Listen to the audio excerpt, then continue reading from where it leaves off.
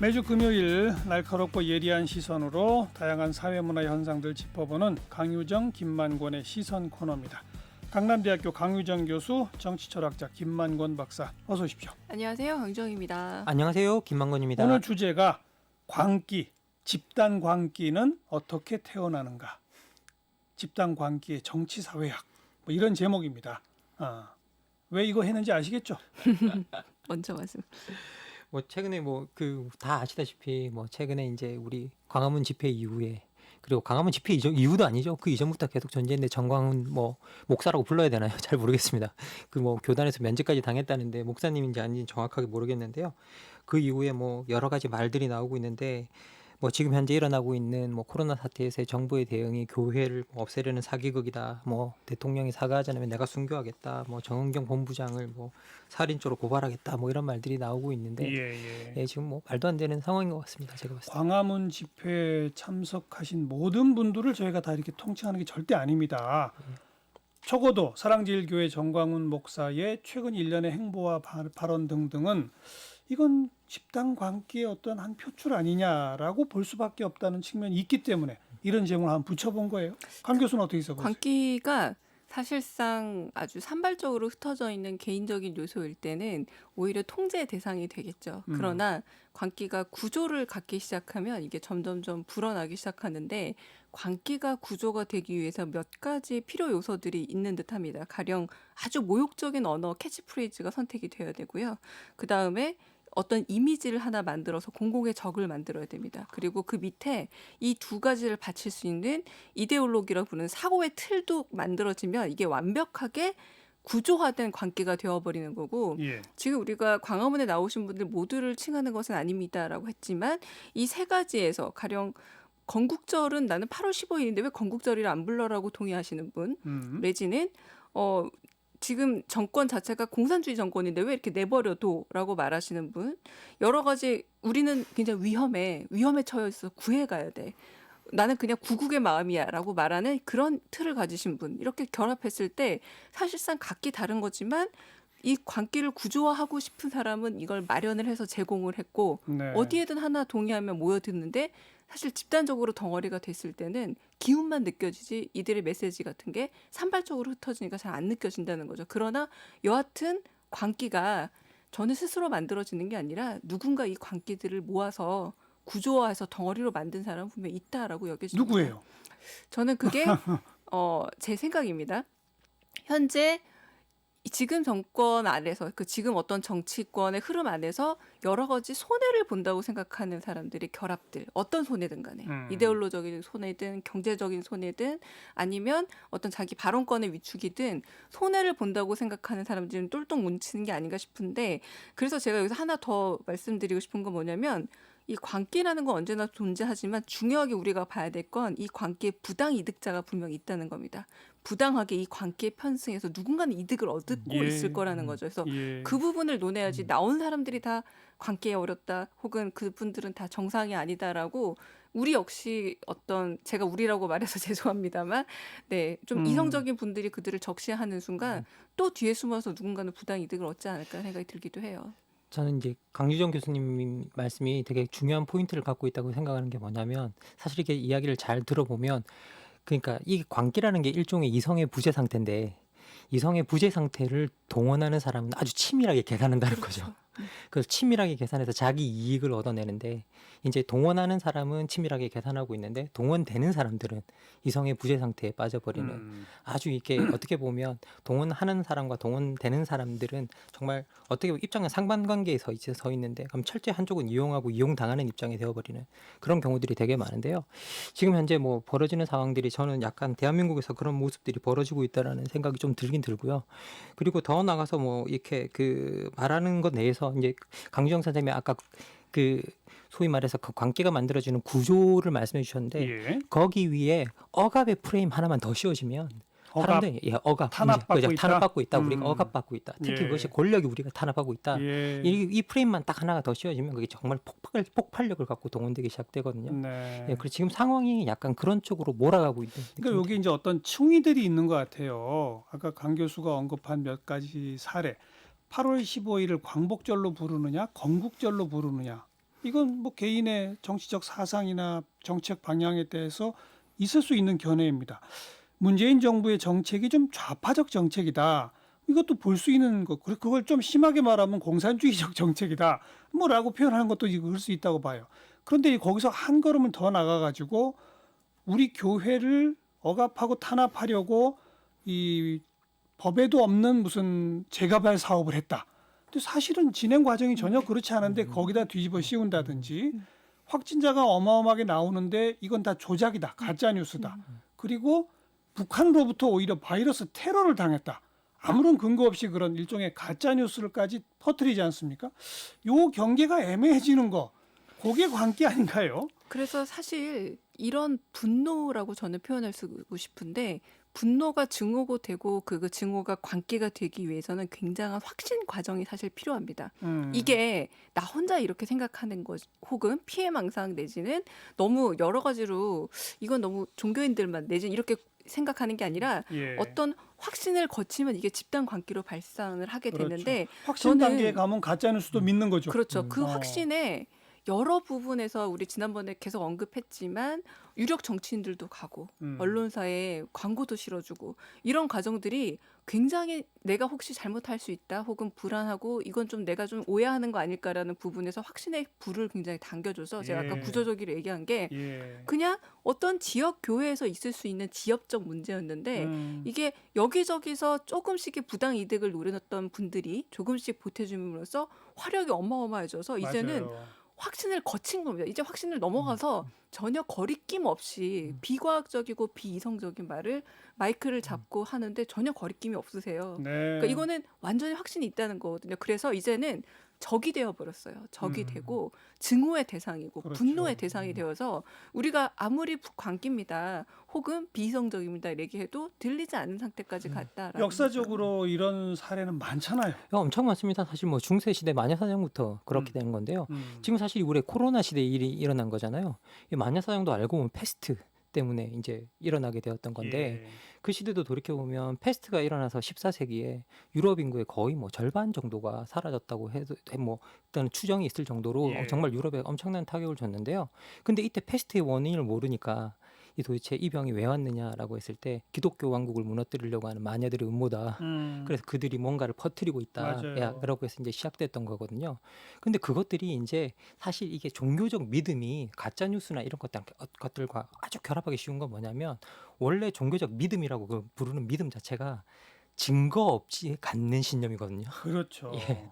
증거를 의심하면 안 된다. 그러니까, 예. 믿음이 부족하다 이런 거죠. 예. 그래서 증거 없이 갖는 신념에서 출발하는 경우가 되게 많기 때문에 어찌 보면 그래서 예. 종교의 기본 속성 중에 하나는 비합리성이 있어야 예, 되는 맞습니다. 거거든요. 예, 종교 자체가 그렇죠. 가지고 있는 거죠. 예, 그래서 이제 사실은 근대 철학이 신학을 근대 철학에서 이제 분리시켜서 바깥으로 내보내는 이유도 그렇죠. 이제 그것들이 이성적으로 설명되지 않는 예. 영역은 더 이상 철학적 질문이 아니다 그래서 내보내는 거거든요. 칸트 예. 시대부터. 그래서 예. 헤시오도스가 왜 판도라의 상자를 얘기할 때 마지막 희망이 우리가 얘기하는 아픈 분들 희망을 가지세요 이게 아니라 잘못된 근거에 의해서 무조건적으로 내가 바라는 대로 될 것이다라고 하는 부정적 의미의 희망으로 표현을 했다라고 하더라고요. 그러니까 그분들은 지금 나름의 그런 희망 작업을 하는 겁니다. 근데 이 희망이라는 게 우리가 지금 얘기하듯이 굉장히 비논리적이고 비합리적인 어떤 과정을 통해서 만들어질 수도 있는 거고 이게 종교라는 어떤 신념 체계와 결합하게 되면 또 모든 것이 다 허용되는 세상이 되는데 제가 오늘 방송 좀 준비하기 전에 최근에 읽었던 책 중에 하나가 스티븐 핑커의 우리 본성의 선한 천사라는 책이었어요. 거기에서 창세기를 보면 이제 구약 성서를 보면은 처음에 왜 이렇게 아담과 이브 나오고 카인 이렇게 나올 때 인구가 4명밖에 안 됐을 때 그중에 4분의 1이 살인자다라는 표현이 나와요. 카인이.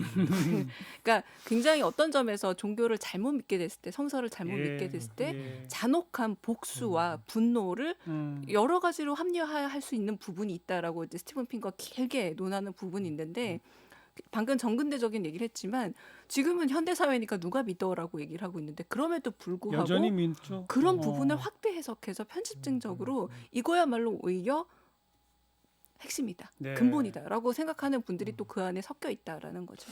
미국의 경우 뭐 무슨 이름까지 붙여져 있던데 민주당 계열의 사람들 전체가 또 이 자본 월가를 지배하는 이 자본 주체의 사람들이 아동 성매매를 하는 집단이다라고 믿는 그런 맞아요. 또 집단도 있대요. 네. 그래서 예. 또 회춘을 위해 아동의 피를 먹는다 이런 얘기까지 하는 그걸 확실히 믿는 미국 내 집단이 있대요.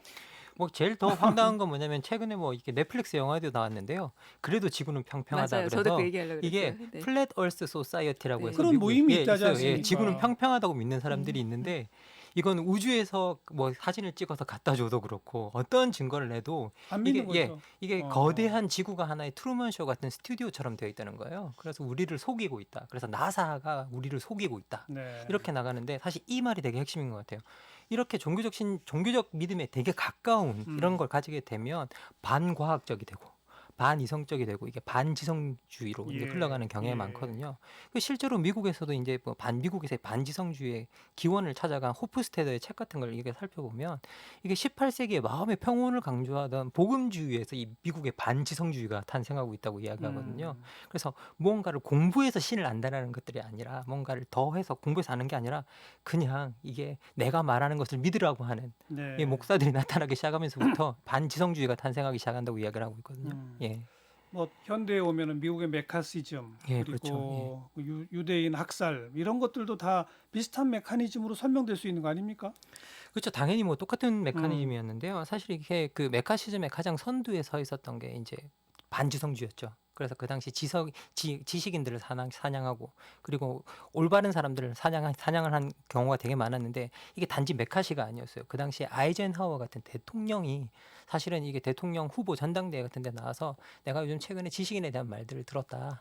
그런데 그 지식인들이란 뭐냐? 필요 없이 말을 많이 하고 예, 쓸데없는 말로 사람들을 현혹하는 사람들이다 하면서 지식인들을 공격하는 말을 전국 전당대회에서 그냥 버젓이 대통령 후보가 해요. 예, 예. 근데 그 이후에 사실 이게 미국 내에서도 이런 흐름들이 있었어요. 뭐 부시라든지 지금 아니면 트럼프한테도 트럼프가 이어지고 예, 예, 있죠. 예, 계속 그러니까 이어지고 분석행위도 있는 것 같아요. 사실은 그랬고요. 분석행위. 그럼요. 예, 문화혁명도 사실은 그렇죠, 마찬가지였습니다. 그렇죠. 문화혁명 이런 것들도 다 보면 제가 처음에 말한 게 뭐냐면 광기의 어떤 포집 상태가 있을 때 이걸 정치적으로 이용할 때 광기가 위험해지는 거. 저는 어느 사회나 광기는 있다고 생각을 하고 과거 우리 휴거 문제 있었지만 그게 이렇게 정말 사회적인 어떤 폭탄이 되진 않고 어떤 점에서는 종교적 문제로 조금 그 상태로 김이 빠져버렸잖아요. 근데 지금은 이게 제가 말씀드린 뭐 분석행위나 이렇게 문화혁명처럼 정치적인 부분과 연관이 되면서 굉장히 파급력도 커지고 행동력을 가진 광기가 돼버린 거예요. 광기가 행동력을 가지면 예. 지금 우리 바이러스 문제처럼 예. 굉장히 위험한 사회적 폭발물이 되고 인화성이 강한 물질이라는 그렇죠. 거죠. 그래서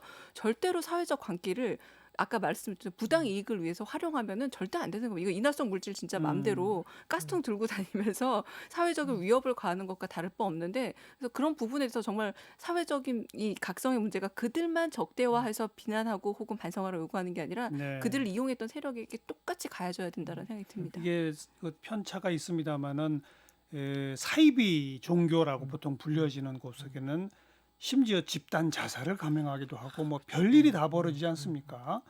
최근에 문제가 된 신천지의 경우도 분명히 이단으로 규정된 집단인데 알고 보니 또 그 안에는 엄청난 경제적 부의 축적이 이루어지는 뭐 그런 메커니즘이 있으니까 분명히 누군가 이런 걸 이용해서 이득을 구조적으로 보고 있는 것 정확히 일치하는 것이죠.